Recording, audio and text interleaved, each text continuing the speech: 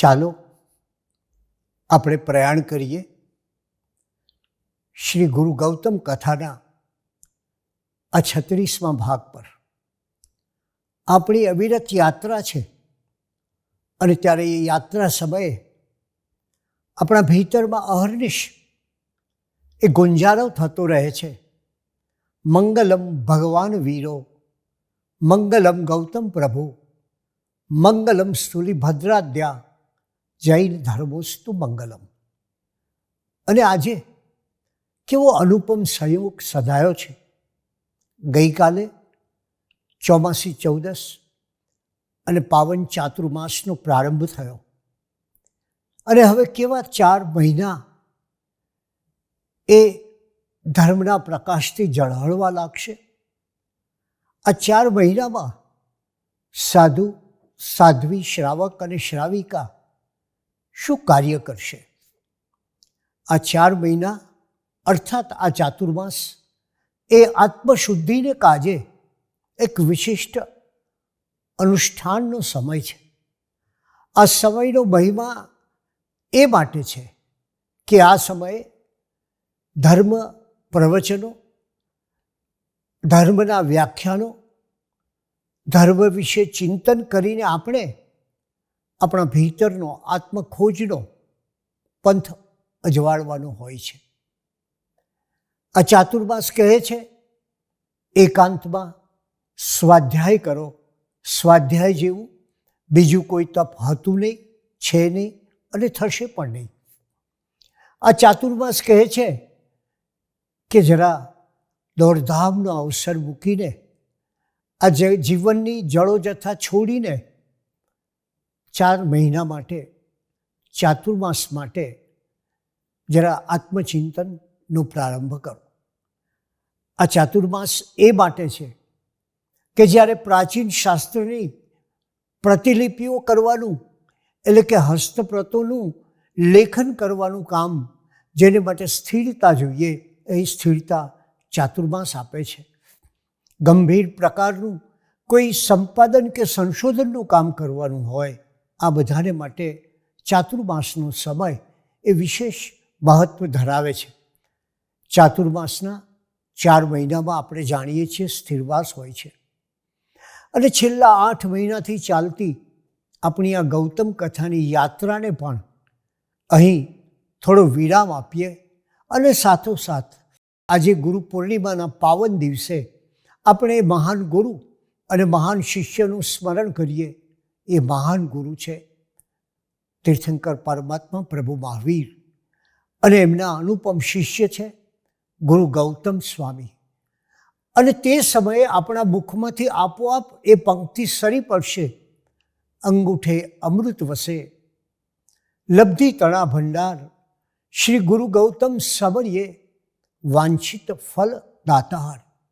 અને જુઓ કેવું આશ્ચર્ય!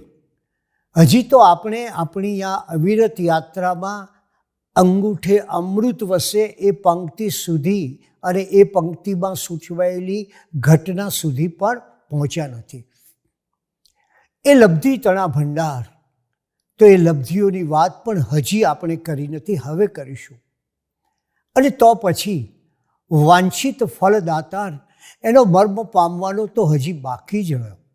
આમ હવે પછીની આ આપણી યાત્રાના વિરામ પછીની આપણી ભવિષ્યની યાત્રામાં ગુરુ ગૌતમ સ્વામીના ભવ્ય ચરિત્રનો વિચાર કરીશું. પરંતુ આજે જેને માટે ગુરુ ગૌતમ સ્વામી એ સર્વત્ર પ્રસિદ્ધ છે, જાણીતા છે, જે શબ્દથી જ કદાચ ગુરુ ગૌતમ સ્વામીનું સ્મરણ થાય છે, એ લબ્ધિ વિશે થોડીક માર્મિક વાત કરી લઈએ. આપણે જાણીએ છીએ કે જૈન વેપારીઓ લાંબા સમયથી પોતાના ચોપડામાં ગુરુ ગૌતમ સ્વામીની લબ્ધિ હજો એમ લખતા હોય છે. દિવાળીના મંગલ પ્રારંભે અને બેસતા વર્ષની શરૂઆત થાય ત્યારે એ બેસતા વર્ષે પોતાના ચોપડામાં આ ભાવના પ્રગટ કરતા હોય છે. એ જ રીતે આપણે સૌ ગુરુ ગૌતમ સ્વામીને વારંવાર લબ્ધિ તણા ભંડાર કહીએ છીએ, અથવા ક્યારેક એમને માટે અનંત લબ્ધિ નિધાન એવું વિશેષણ પણ પ્રયોજીએ છીએ. એક માન્યતા એવી છે કે લબ્ધિ એટલે કોઈ જાદુ, કોઈ ચમત્કાર, કોઈ અનહોની, કોઈ અદ્ભુત ઘટના એમ માનવામાં આવે છે. ઘણી વ્યક્તિઓ આ લબ્ધિનો અર્થ કોઈ ચમત્કારની સાથે કરતા હોય છે, પણ હકીકતમાં શાસ્ત્રો એનો જુદો અર્થ બતાવે છે. લબ્ધિનો અર્થ છે પ્રાપ્તિ. એનો અર્થ એ કે લબ્ધિ એ હકીકતમાં એક પ્રાપ્તિ છે, એક શક્તિ છે. આપણે એમ કહીએ છીએ, ઉદાહરણ તરીકે જોઈએ કે અમુક આચાર્યશ્રીમાં વ્યાખ્યાનની લબ્ધિ છે. એનો અર્થ એવો થયો કે તેઓ કુશળ વ્યાખ્યાનકાર છે. એમને આ એક પ્રાપ્ત થયેલી વિશિષ્ટ શક્તિ છે. અને એ જ રીતે ચાલો જરા જૈન ઇતિહાસ તરફ તમારી નજર કરાવો.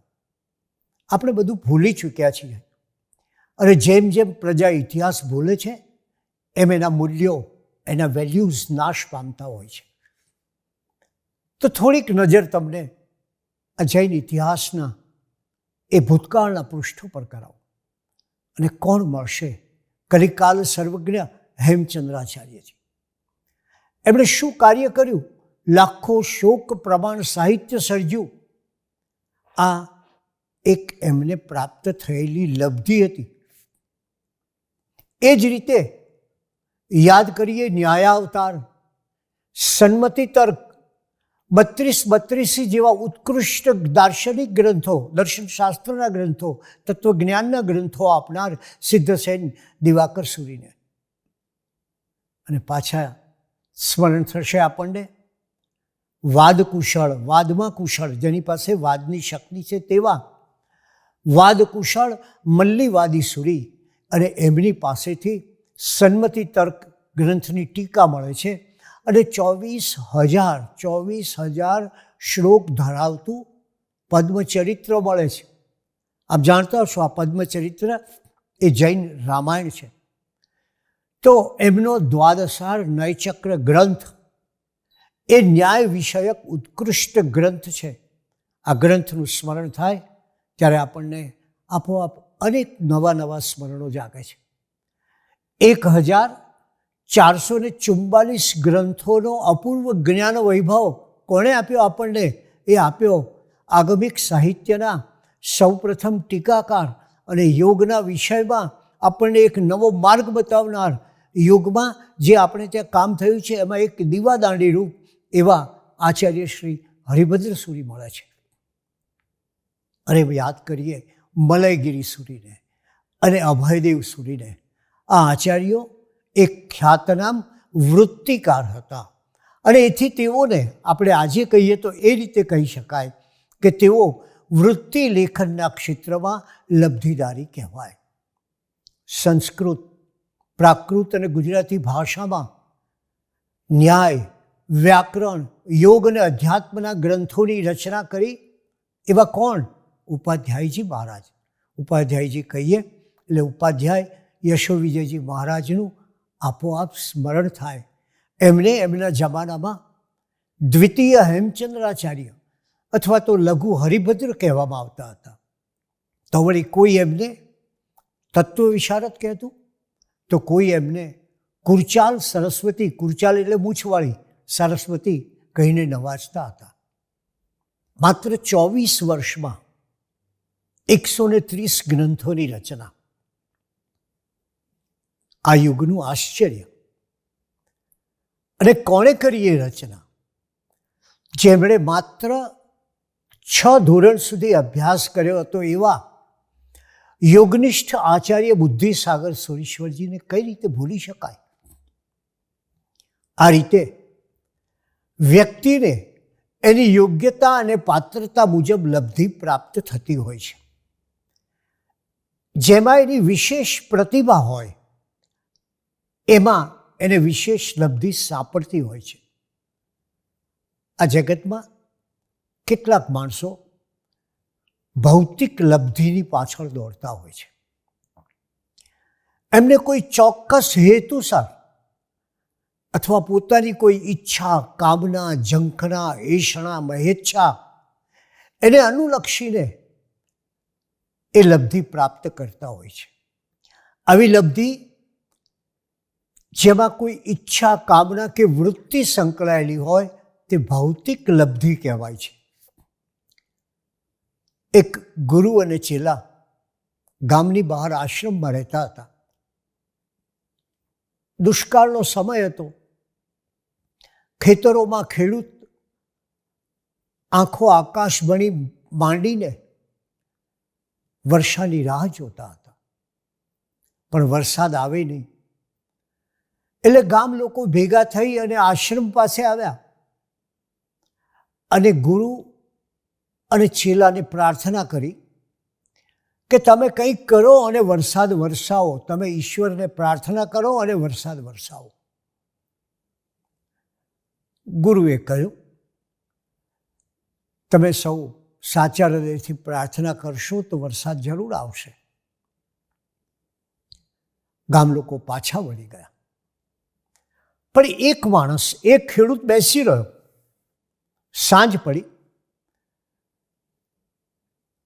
પેલા ગુરુને સંધ્યાકાળનો જે અનુષ્ઠાન કરવાનું હતો એ સમય આવ્યો, પણ પેલો માણસ ખસે નહીં.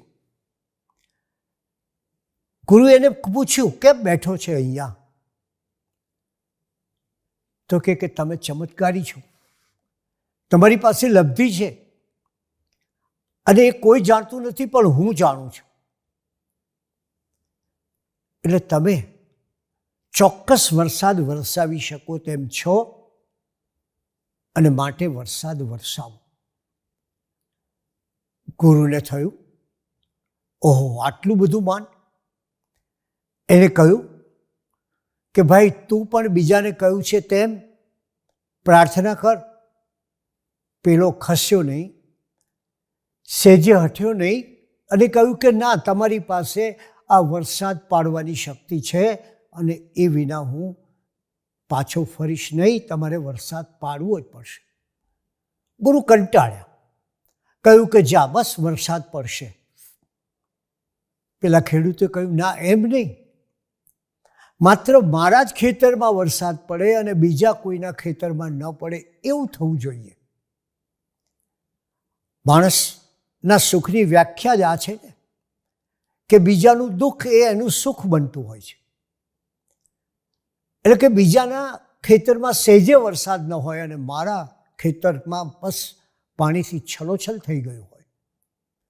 ગુરુ પરેશાન હતા, કંટાળ્યા હતા. કહ્યું કે જ્યાં એમ થશે. રાતના અંધારા ઉતરવા આવ્યા. ગુરુએ પોતાના ચેલાને કહ્યું કે પેલાને કહ્યું છે અને એ માને છે કે આપણી પાસે તો ભૌતિક લબ્ધિ છે, એટલે ચાલ આપણે જઈ અને એના ખેતરમાં પાણી નાખવું પડશે.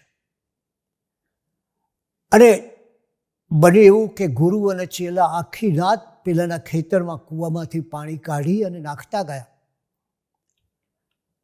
સવાર પડી અને પેલા ખેડૂતે જોયું કે વાહ, મારા ખેતરમાં તો પાણી ને પાણી છે, છલોછલ. અને બાજુના ખેતરમાં પાણીનું એક ટીપું પણ પડ્યું નથી. આ જોઈ બીજા ખેડૂતો અકળાયા અને ફરી પેલા ગુરુના આશ્રમે ગયા અને કહ્યું કે આપ તો સમદ્રષ્ટિ છો, સૌને સમાન નજરે જોનારા છો. એના ખેતરમાં પાણી અને અમારે ત્યાં કશું જ નહીં, આવું કેમ થયું? ગુરુ કહેવા જતા હતા કે ભાઈ, તમારે ત્યાં પણ થશે. ત્યાં શિષ્ય એક મંત્ર બોલ્યો. એ મંત્ર હતો, બોલેગા સો ભરેગા. એનો અર્થ એ હતો કે હે ગુરુ, હવે તમે જો હા પાડશો કે બધાના ખેતરમાં પાણી આવશે અને આખી રાત પેલા કૂવાઓમાંથી પાણી કાઢી ઉલેચીને આપણે ખેતરમાં નાખવાનું હશે, તો હવે મારા માટે શક્ય નથી. મારા બાવડા દુખે છે, માટે નહીં થાય. તો બોલેગા સો ભરેગા. ગુરુ, જો તમે બોલશો તો તમારે ભરવું પડશે. આ છે ભૌતિક લબ્ધિની વાત. જરા શાસ્ત્રો ઉપર નજર કરીએ તો આપણને આવી ભૌતિક લબ્ધિનું ઉદાહરણ ગોશાલકમાં મળે છે. આ ગોશાલકે એક સિદ્ધિ મેળવી હતી અને સિદ્ધિનું નામ હતું તેજોલેશ્યા. એ ભગવાન મહાવીરનો આ ગોશાલક એક સમયે અત્યંત આજ્ઞાપાલક શિષ્ય હતો અને પ્રભુ મહાવીરનો મહિમા ગાવા માટે અપાર દુઃખ વેઠતો, માર પણ સહન કરતો અને છતાં મુખેથી હંમેશા પોતાના ગુરુની પ્રશંસા જ કરતો. પરંતુ એ ગોશાલક ભગવાન મહાવીરનો એક સમયે હરીફ બન્યો. તમે જુઓ, પરમ શિષ્ય એ મોટામાં મોટો સ્પર્ધાવાન બન્યો અને પોતે કોણ છે તો પછી ગર્વભેર કહેતો એ તીર્થંકર છે, સર્વજ્ઞ છે, અરહંત છે. આમ 6 વર્ષ સુધી ભગવાન મહાવીર પાસે રહેનારો એમનો આ શિષ્ય તેજોલેશ્યાની સિદ્ધિ મેળવવા માટે 6 મહિના સુધી અતિ કઠોર તપ કરે છે. તેજોલેશ્યાની સિદ્ધિનો અર્થ શું? તેજોલેશ્યાની સિદ્ધિ એટલે એક જેના પર તેજોલેશ્યા નાખે તેને એ બાળીને ભસ્મ કરી શકે, રાખ બનાવી શકે. પોતાની આંખોને ગોશાલક સૂર્ય તરફ સ્થિર કરી અને સૂર્યનો અગ્નિ પોતાની આંખોમાં સંગ્રહી એના ભયંકર ફૂટકારમાં આગ વરસાવતો અને સામેની વ્યક્તિને બાળીને ભસ્મ કરી નાખતો હતો. એને શાંત પાડવા માટે, ગોશાલકને શાંત પાડવા માટે ભગવાન મહાવીરના શિષ્ય મુનિ સર્વાનુભૂતિ અને મુનિ સુનક્ષત્ર ગયા હતા. ગોશાલકે એમના પર તેજોલેશ્યાનો પ્રયોગ કર્યો અને એમને ભસ્મીભૂત કરી નાખ્યા. એણે આવી તેજોલેશ્યા પોતાને મળેલી ભૌતિક લબ્ધિ પ્રભુ મહાવીર પર ક્રોધિત થઈને ફૂટકાર સાથે ફેંકી હતી. પરંતુ એ તેજોલેશ્યાની આગનું એક મહાવર્તુળ ભગવાનની પ્રદક્ષિણા કરીને ગોશાલકના શરીરમાં પાછું ધસ્યું અને એના દેહમાં સમાઈ ગયું. ગોશાલકના દેહમાં પેલી સિદ્ધિ અવળી પડી, દાવાનળ પ્રગટ્યો. એનો અંતિમ સમય આવી ચૂક્યો અને એ અંતિમ સમયે ગોશાલકે પોતાના દુષ્કૃત્યો માટે પારાવાર પસ્તાવો કર્યો. આવી રીતે કેટલીક લબ્ધિઓ કોઈ હેતુસર મેળવવામાં આવે છે, ત્યારે કેટલીક લબ્ધિઓ આપોઆપ સાહજિક રૂપે પ્રાપ્ત થતી હોય છે. તો વળી ક્યારેક વરદાન રૂપે પણ આવી લબ્ધિ મળતી હોય છે. જેમ કે જન્મજાત યોગી 10 પૂર્વધર, જરા જૈન ઇતિહાસ તરફ નજર કરીએ. 10 પૂર્વધર શ્રી વજ્ર સ્વામીજીના જીવનમાં આ જોવા મળશે. એમનું જીવન સંયમ પાલન, આરાધના અને ધર્મ પ્રભાવનાના ત્રિવેણી સંગમરૂપ જીવન હતું. તેમને દેવોએ વૈક્રિય લબ્ધિ અને આકાશગામીની વિદ્યા આપી હતી. આમ કેટલીક લબ્ધિ વરદાન રૂપે પણ પ્રાપ્ત થતી હોય છે. હવે મૂળ વાત કરીએ ગુરુ ગૌતમ સ્વામીની લબ્ધિની. આ લબ્ધિ કઈ રીતે પ્રાપ્ત થઈ? આ લબ્ધિ એમની ગુણ સંપદાને કારણે એમને પ્રાપ્ત થઈ હતી. એમના જીવનમાં સ્વાધ્યાય અને તપનો કેવો મહિમા હતો એ તો આપણે અગાઉ જોઈ ગયા. એમની એ લબ્ધિ પાછળ આ જે કંઈ પ્રાપ્ત થયું હતું તે સાહજિક રીતે પ્રાપ્ત થયું છે. એની પાછળ કોઈ ઈચ્છા કે હેતુ નહોતો. એને પ્રાપ્ત કરવા માટે એમણે કદી પ્રયત્ન કર્યો નહોતો. અનાયાસ જ બધું થયું હતું. પરંતુ એ તો આત્મકલ્યાણ સાધીને જીવન સાફલ્યના માર્ગે ચાલતા હતા અને ચાલતા ચાલતા સાહજિક રૂપે એમના જીવનમાં આ લબ્ધિઓ પ્રગટ થાય છે. આજ સુધી આપણે લબ્ધિ શબ્દ સાંભળ્યો હતો, પણ એની આવી વિવિધ અર્થ છટાઓ અને એના આવા વિવિધ પ્રકારો આપણે જાણવા જોઈએ. અને એ જાણીએ તો જ ગુરુ ગૌતમ સ્વામીની લબ્ધિની ભવ્યતાનો આપણે અનુભવ કરી શકીએ. ગોશાલક પાસે જે લબ્ધિ હતી એ સ્પૃહાથી ભરેલી હતી. એની પાછળ પ્રતિસ્પર્ધીને પરાજિત કરવાની ભાવના હતી. એમાં દ્વેષ હતો, બીજાને બાળી નાખવાનો એક અનિષ્ટકારી પ્રયત્ન હતો.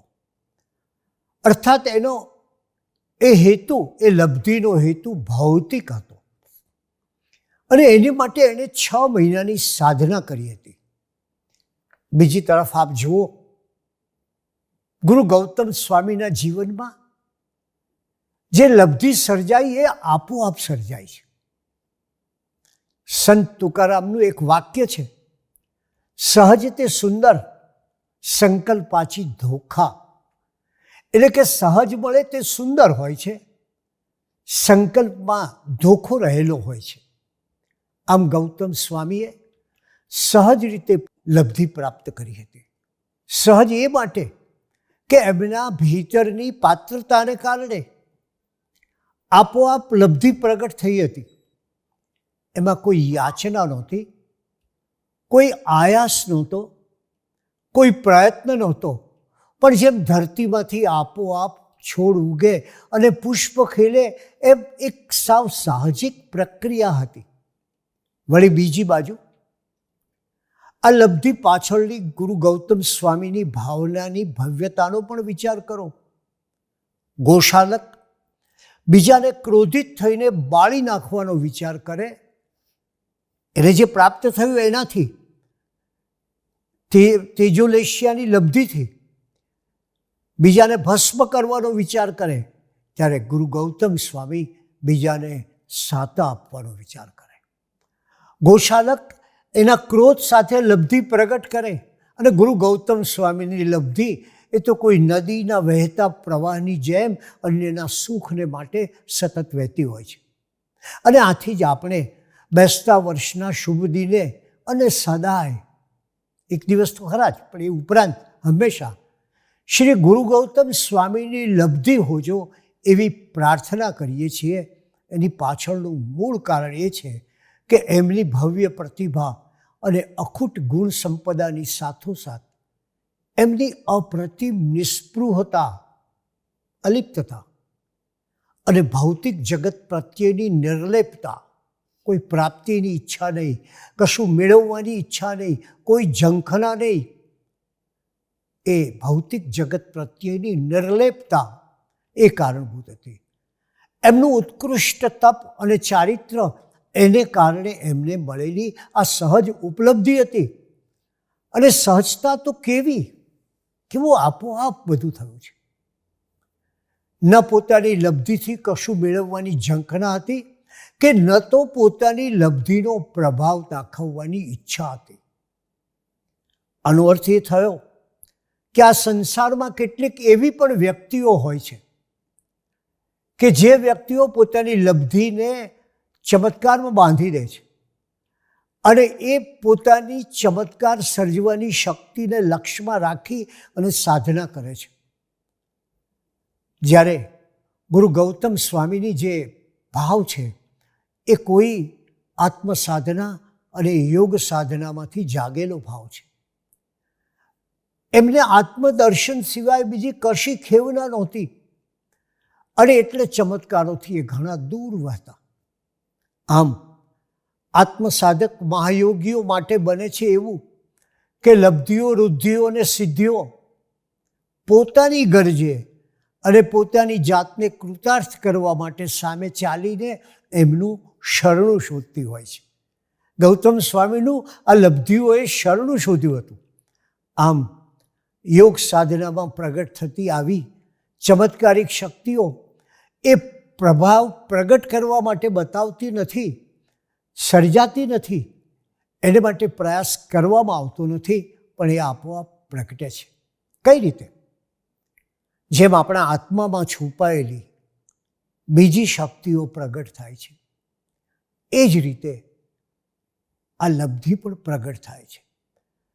અને તેથી સાચા યોગીને માટે આવા લબ્ધિની પ્રાપ્તિનો કોઈ ગર્વ હોતો નથી કે કોઈ મહિમા હોતો નથી. સાચા યોગીનું ધ્યાન તો નિરંતર કેવળ આત્મદર્શન ઉપર હોય છે અને એની એકમાત્ર ભાવના એ હોય છે કે મારો આત્મા ક્યારે શુદ્ધ થાય અને મને ક્યારે અનંત સુખમય મોક્ષની પ્રાપ્તિ થાય. ગુરુ ગૌતમ સ્વામીના જીવનમાં સ્વાધ્યાયની પરાકાષ્ઠા મળે છે, ઉત્કૃષ્ટ તપનું તેજ મળે છે, આચારોની ઉત્તમતાના ઉદાહરણો પ્રાપ્ત થાય છે, પોતાની મુક્તિને માટે પૂર્ણ યોગની સાધના કરે છે. અને ત્યારે આપણે જોઈએ કે સાધના કરનાર, તપ કરનારી વ્યક્તિ ઘણીવાર ક્રોધી હોય છે. જ્ઞાની હોય તો એ ઘણીવાર ગર્વિષ્ઠ હોય છે. પણ અહીં તો વાત જ સાવ જુદી છે. ઉગ્ર તપશ્ચર્યા કરતા હોવા છતાં ગણધર ગૌતમ સ્વામીના સ્વભાવમાં ક્રોધનો એક અંશ પણ તમને શોધ્યો જડે નહીં. ભગવાનના શિષ્યોમાં તેઓ અતિ ઉત્તમ ક્ષમતાના ધારક હતા. આથી જ્ઞાન, ધ્યાન અને સાધનાની પરાકાષ્ઠાએ હોવા છતાં સ્વભાવમાં બાળક જેવી સરળતા હતી. ભદ્રિક એવું અંતઃકરણ હતું. અને નમ્રતા અને વિવેકને તમે હાલતા ચાલતા જોવા હોય તો એ તમે ગુરુ ગૌતમ સ્વામીના જીવનમાં જોઈ શકો. આપણા આગમ ગ્રંથો કહે છે તેમ ઉત્કૃષ્ટ કક્ષાના બ્રહ્મચારી કેવા હતા ગુરુ ગૌતમ સ્વામી? ઉત્કૃષ્ટ કક્ષાના બ્રહ્મચારી, 4 જ્ઞાનના ધારક. અદ્ભુત શરીર હતું, દેહ વૈભવ અદ્ભુત, છતાં કેવું? શરીરના મમત્વથી તદ્દન મુક્ત. નાની કે મોટી કોઈ આકાંક્ષા વિનાના તપ કરનારા, માન પ્રાપ્તિની કામનાથી મુક્ત. તમે જો આ ગ્રંથોએ કેવી વાત કરી છે ગુરુ ગૌતમ સ્વામી વિશે.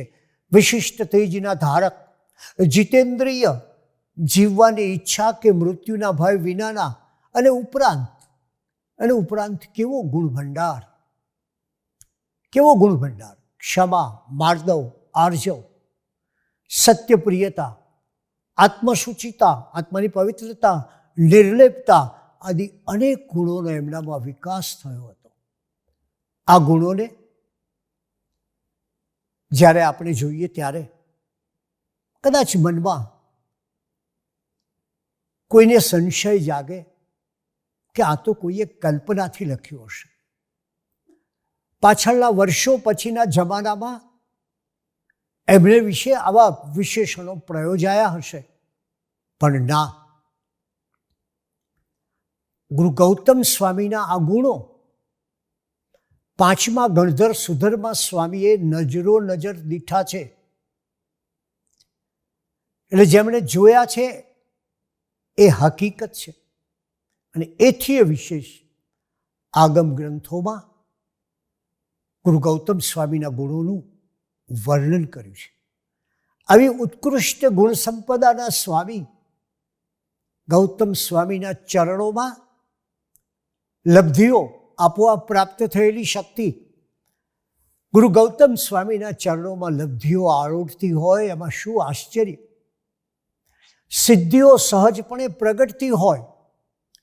અને જુઓ, એવા લબ્ધિતણા ભંડાર, સાહજિક રીતે પ્રાપ્ત થયેલી સિદ્ધિઓના ભંડાર એવા ગુરુ ગૌતમ સ્વામીના જીવનમાં આ આપણા 36મા એપિસોડમાં તો હજી આપણે પ્રવેશ કરીએ છીએ. ગૌતમ સ્વામીની ગુણ સંપત્તિથી સુશોભિત એવા એ મહેલના દ્વાર પર આપણે પહોંચ્યા છીએ. આપણી યાત્રા અત્યારે થોડો વિરામ લેશે અને ફરી પાછી આ યાત્રા ચાલુ થશે. કોઈ સુંદર તીર્થસ્થળ આવે અને આપણે થોડો આરામ લઈએ, થોડા પૂજા પાઠ કરીએ, થોડી ધર્મ સાધના કરીએ. એમાં ચાતુર્માસના સમયમાં, એ ધર્મ સાધનાના સમયમાં થોડો વિરામ આપણી આ કૂચમાં લઈએ, થોડો વિરામ આપણી આ યાત્રામાં લઈએ. એ ભાવના સાથે આપ સૌને એટલો અનુરોધ કે હવે આપને આ યાત્રામાં કઈ રીતે જોડાવું છે તે જણાવશો. આ યાત્રા વિશે તમારા અંગત મનોભાવો પણ લખશો. અને આ યાત્રા એ એવી યાત્રા બનવી જોઈએ કે જે આપણા જીવનને ઉજાળનારી બને, આપણા ધર્મગ્રંથોના સારતત્વને પ્રગટ કરાવનારી બને, આપણી મહાન વિભૂતિઓના ચરિત્રનો આપણને સાક્ષાત્કાર કરાવનારી બને આપણી ગહન પરિભાષાઓનો અર્થ સમજાવનારી બને એવી યાત્રા આપણી આગળ ચાલતી જ રહેશે આપના સાથ સાથે. જય જિનેન્દ્ર.